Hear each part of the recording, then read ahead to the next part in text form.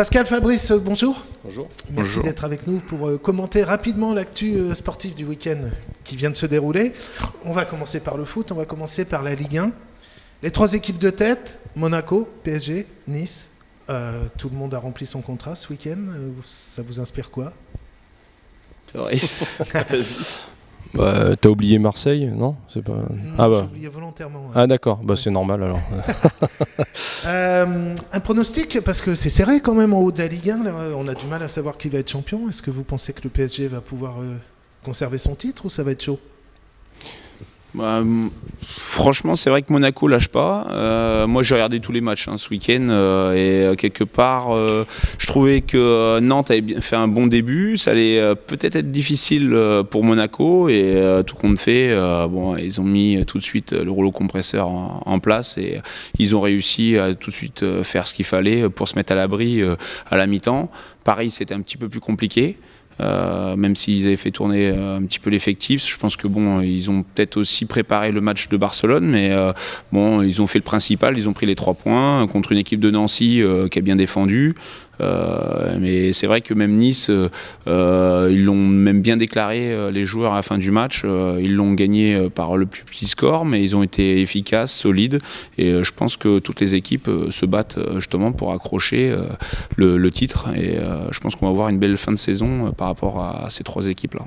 Vous n'allez pas y couper, je vais vous demander un pronostic. Qui va être champion de France au mois de mai en Ligue 1? Bah, moi je pense qu'on a marqué l'histoire de Paris, donc ils ont pris un petit coup derrière la tête quand même, hein, ils ont eu un peu de doute, et je ne sais pas s'ils vont réussir à s'en remettre, parce qu'on a vu que ce week-end c'était quand même compliqué contre Nancy. Donc je pense que l'histoire des Chamois restera dans leur, sur la fin de saison pour eux, donc je pense que Monaco va terminer, vu que Monaco sous pression réagit aussi le lendemain, donc je pense qu'ils ont les armes pour terminer. Donc pour toi Fabrice, ça sera Monaco champion, et pour toi Pascal? Alors moi, si je dois réagir par rapport à ce que dit Fabrice, c'est vraiment le préparateur physique qui dit ça. Voilà, derrière mettre un coup derrière la tête. Bon, en plus physiquement, il me le disait dans le vestiaire. Tu vois, quand même, on les a bien fatigués, ouais, beaucoup plus que les grosses. Ouais, mais tu me l'avais dit. Donc bon, après je connais Fabrice, donc il essaye de se placer. Il aime bien aussi le PSG, donc ouais, bon. Tu veux pas montrer ton petit porte-clés de la Tour Eiffel? Non, plus sérieusement, c'est vrai que je pense que Monaco, je les mets favoris. Moi aussi, je pensais qu'ils allaient peut-être lâcher un peu. Nice, c'est un petit peu le cas. Ils ont eu, puis par rapport à la qualité de l'effectif, qui est bon, mais dès qu'ils ont quelques blessés, je pense que c'est un petit peu plus compliqué pour eux. Tout de suite, plus les suspensions, ça joue aussi sur ces dernières journées. Je pense que Monaco a plus de chances que le PSG d'aller jusqu'au bout pour le titre de champion de France. On a parlé du haut de classement de la Ligue 1, on va parler rapidement du bas, parce que l'équipe de Lorient semble condamnée à la Ligue 2, et Lorient, c'est une équipe qu'on suit d'un peu plus près, parce qu'il y a Polo Delcroix qui est là-bas. Vous en pensez quoi de cette saison un peu galère pour lui? Moi je vais réagir en premier parce que bon voilà, je l'ai eu quand même sous ma tutelle un petit peu pour les entraînements, je l'ai encore au téléphone, j'échange avec lui assez régulièrement. C'est vrai que bon c'est pas une saison qui est vraiment facile pour une première année en Ligue 1. Maintenant bon voilà, ça fait partie un petit peu du challenge. Je pense que c'est pas forcément terminé, ils sont pas décrochés.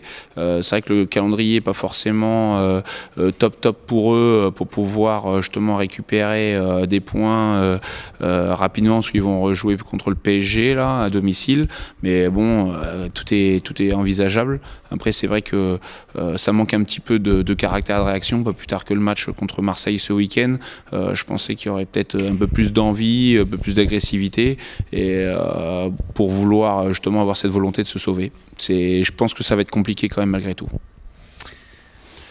Tu veux rajouter quelque chose, Fabrice? Ouais, juste qu'on a trouvé notre menu pour l'année prochaine. Donc en entrée, on aura du merlu. Ensuite, en plat de résistance, un petit mijoté de sanglier à la sauce dijonnaise. Et puis après, le dessert, on verra, ça sera peut-être une équipe de nationale qui nous apportera ça en fin de saison. Voilà.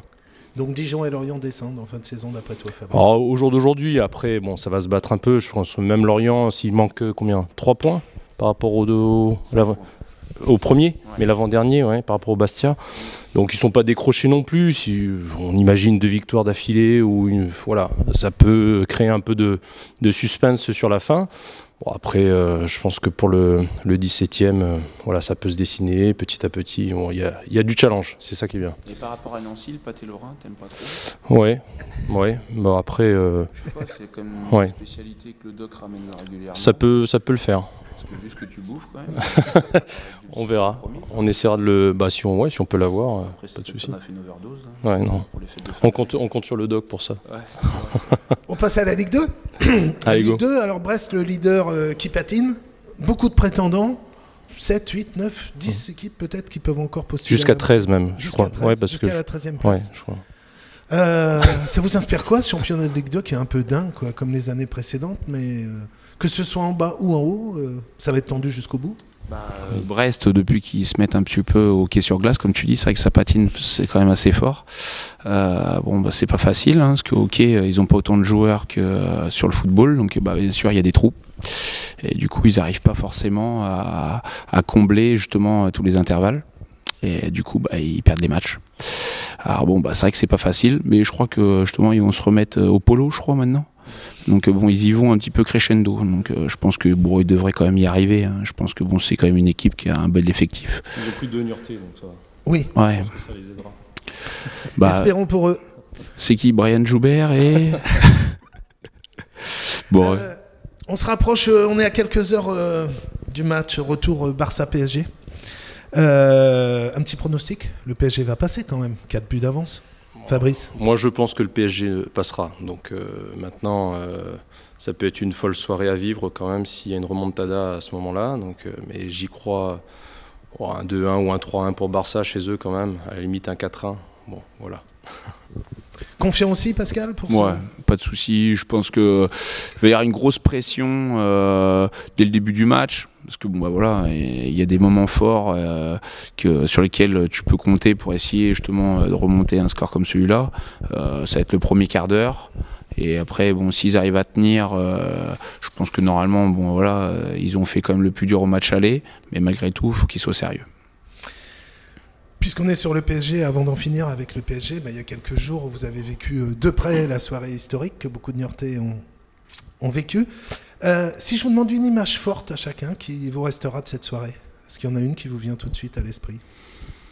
Moi, c'est sûr que plus personnellement, c'est les interventions, et la première intervention sur la frappe de Meunier pour Arthur, parce que je savais que c'était quand même indispensable que le premier ballon ou une des premières interventions soit de qualité pour que ça puisse le rassurer et que ça puisse lancer le match et les hostilités aussi. Dans le combat de boue qu'on a pu subir justement mercredi dernier. Fabrice, une image forte que tu garderas de cette soirée PSG? Moi, je le résumerai en soirée spectacle, parce que c'est vrai que tu réunis beaucoup de monde, tu montres une image des Chamois plutôt positive malgré le résultat, avec des joueurs avec beaucoup de valeur et beaucoup de détermination et de professionnalisme, donc face à une équipe quand même qui était aussi très concentrée. Ce qui dégage de cette équipe quand on est proche du terrain, et c'est vraiment impressionnant hein, dans l'aisance technique, les profils athlétiques, l'intelligence collective, et puis tu sais la préparation qu'il y a avant, tu sais ce qui se passe après. Mais tu sens, c'est ce qui dégage une certaine force tranquille, et malgré le match et le terrain, tu vois que les joueurs en face, intelligemment, ont respecté leur plan de jeu également, ont construit leur victoire, et nous on n'a pas lâché. Donc c'était un bon spectacle malgré le temps. Je pense que le souvenir qui reste, c'est quelque chose de très positif pour Niort, et c'est ce qui restera, je pense, j'espère moins de 30 ans, mais sur la dizaine d'années qui vient à venir. Voilà. Pour terminer avec le ballon rond, alors une actu un peu triste ce week-end, c'est évidemment la disparition de Raymond Kopa. Alors Raymond Kopa, vous l'avez peut-être pas vraiment connu, vous êtes jeune, mais ça vous inspire quoi? C'était quoi Raymond Kopa pour vous? Pour moi, c'est, comme tu dis, pour moi c'est le début d'une aventure française en termes de qualité de joueurs. Hein, petit à petit, les joueurs français sont sortis, c'était le précurseur. Donc c'est ce qui a permis de mettre en avant le football français, avec ensuite Platini, Zidane, etc. Donc c'est une lignée Alors, est-ce que c'est tous les 20 ans ou tous les 30 ans qu'on en a un? On attend le prochain. Voilà, c'était le début d'une histoire pour moi. Donc, Pascal, pour toi, Raymond Kopa? Bah oui, bien sûr que le personnage, le joueur, l'homme, bon, j'ai pu aussi échanger quelques fois sur certains terrains de foot. Il a pu donner des coups d'envoi, donc bon, c'est quelqu'un quand même de très respectable. Donc c'est vrai qu'il n'y avait pas de souci par rapport au fait que ce soit un grand joueur. Et puis bon, après, je sais pas, Fabrice, tu voulais peut-être rajouter un truc, tu m'en avais parlé. Bon, c'est juste que du coup mes copas prennent un peu plus de valeur maintenant, c'est ça, c'était ça. Donc je vais en garder quelques-unes et peut-être que sur les années à venir, ce sera collector. Ouais, bah, je pense que les chaussures, les copas à Fabrice sont vraiment collector par contre. Pour terminer, messieurs, on va changer de ballon, on va passer au ballon ovale et puis on a des voisins, La Rochelle en tête du top 14. Bon, on sort du foot, c'est le rugby, mais ça vous inspire quoi? C'est un exemple à suivre? L'Ovalie, l'école de la vie? Bah, bien sûr. Bah, moi, étant Rochelais, je les ai même supportés, j'ai vibré jusqu'à la dernière seconde dimanche après-midi au Stade Toulousain. Et c'est vrai qu'ils ont fait un sacré match. Je pense que cette année, ils vont peut-être pouvoir même avec brio jouer au moins la finale du top 14, ce que je leur souhaite. Et bon, bah, bien sûr, avec un petit peu de chauvinisme, j'aimerais bien qu'ils puissent la remporter. Fabrice, le rugby, La Rochelle bah, autant moi j'ai réussi à glisser un CV aux Parisiens, autant Pascal, j'ai l'impression là a déjà commencé à construire son avenir. Je l'ai vu, hein, donc pour avoir été avec lui à La Rochelle, j'ai vu que bon, il aimait bien, il a ses repères, et il cherchait en plus un première ligne, donc je pense que voilà, il est dans les clous, il se prépare. L'après-Chamois se prépare tout doucement, et voilà. Mais sinon, oui, ça fait. J'ai pas eu l'occasion d'aller les voir, ni cette chance, parce que je pense que voilà, c'est rempli. Il faut réussir aussi à trouver des entrées, mais c'est quand même intéressant d'avoir près de nous le Parisien du rugby. L'équipe phare est proche de Niort, donc bon, ça ramène du monde, c'est un grand spectacle, c'est magnifique. Messieurs, merci beaucoup. Merci. À bientôt. Merci à toi. Merci. Merci.